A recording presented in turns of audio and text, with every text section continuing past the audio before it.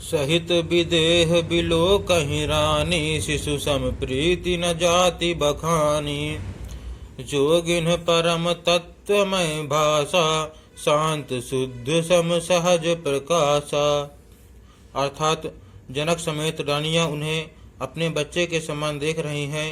उनकी प्रीति का वर्णन नहीं किया जा सकता। योगियों को वे शांत शुद्ध सम और स्वतः प्रकाश परम तत्व के रूप में दिखे। हरि भगतन देखे दो भ्राता, इष्ट देव इव सब सुखदाता। राम ही चितव भाय जहि सिया, सो स्नेह सुख नहीं कथनिया। अर्थात हरि भक्तों ने दोनों भाइयों को सब सुखों के देने वाले इष्ट देव के समान देखा। सीता जी जिस भाव से श्री रामचंद्र जी को देख रही हैं, वह स्नेह और सुख तो कहने में ही नहीं आता। उर अनुभवति न कहि सक सो, कवन प्रकार कहे कवि को। एहि विधि रहा जाहि जस भाऊ, तेहि तस देखेहु कौशल राऊ। अर्थात उस स्नेह और सुख का वे हृदय में अनुभव कर रही हैं, पर वे भी उसे कह नहीं सकती। फिर कोई कवि उसे किस प्रकार कह सकता है। इस प्रकार जिसका जैसा भाव था, उसने कौशलाधीश श्री रामचंद्र जी को वैसा ही देखा। राजत राज समाज महु, कौशल राज किशोर। सुंदर श्यामल गौर तन, विश्व बिलोचन चोर। अर्थात सुंदर सांवले और गोरे शरीर वाले तथा विश्व भर के नेत्रों को चुराने वाले कौशलाधीश के कुमार राज समाज में इस प्रकार सुशोभित हो रहे हैं। सहज मनोहर मूर्ति दो, कोटि काम उपमा लघु सोऊ। शरद चंद निंदक मुखनी के, नीरज नयन भाव तेजी के। अर्थात दोनों मूर्तियां स्वभाव से ही बिना किसी बनाव श्रृंगार के मन को हरने वाली हैं। करोड़ों कामदेवों की उपमा भी उनके लिए तुच्छ है।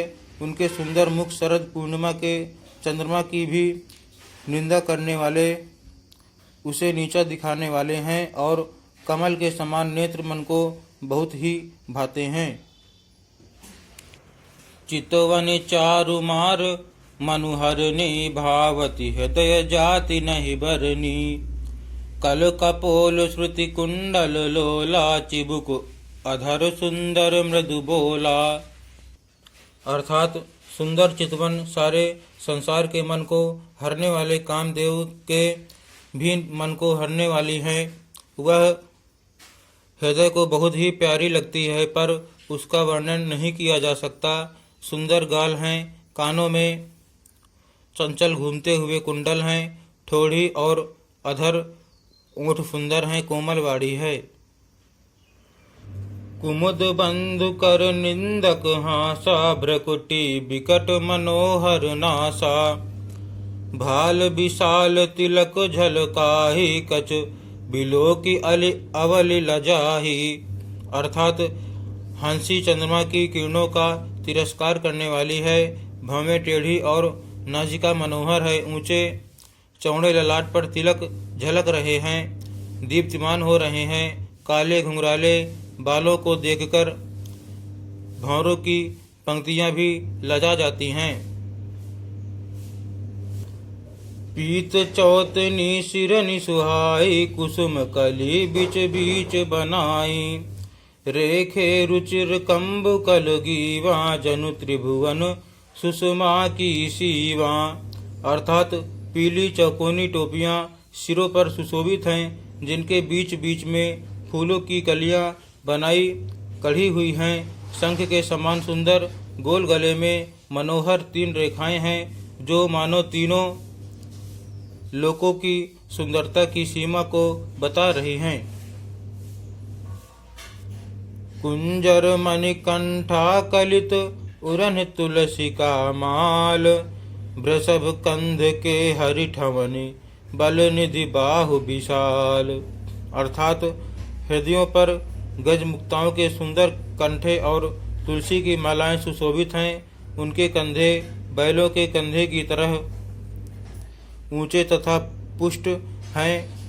एंड खड़े होने की शान सिंह की सी है और भुजाएं विशाल एवं बल की भंडार हैं।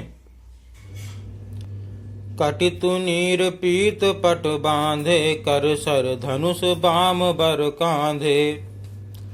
पीत यज्ञ उपबीत सुहाए, नख सिख मंजु महा छवि छाए। अर्थात कमर में तरकस और पीतांबर बांधे हैं, दाहिने हाथों में बाण और बाएं सुंदर कंधों पर धनुष तथा पीले यज्ञोपवीत जनेऊ सुशोभित हैं। नख से लेकर शिखा तक सब अंग सुंदर हैं, उन पर महान शोभा छाई हुई है। देखी लोग सब भये सुखारे, एकटक लोचन चलत न तारे। हर से जनक देखी दो भाई, मुनि पद कमल गहे तब जाई। अर्थात उन्हें देखकर सब लोग सुखी हुए, नेत्र एकटक निमेष शून्य है और तारे पुतलियां भी नहीं चलते।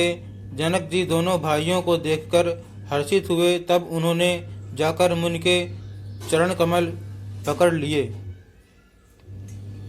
करी बिनती निज कथा सुनाई, रंग अवनि सब मुनि दिखाई। जहाँ जहाँ जाहि कुंवर बर दो, तहाँ तहाँ चकित चितव सबको। अर्थात विनती करके अपनी कथा सुनाई और मुनि को सारी रंगभूमि यज्ञशाला दिखलाई। मुनि के साथ दोनों श्रेष्ठ राजकुमार जहाँ जहाँ जाते हैं, वहाँ वहाँ सब कोई आश्चर्यचकित हो देखने लगते हैं।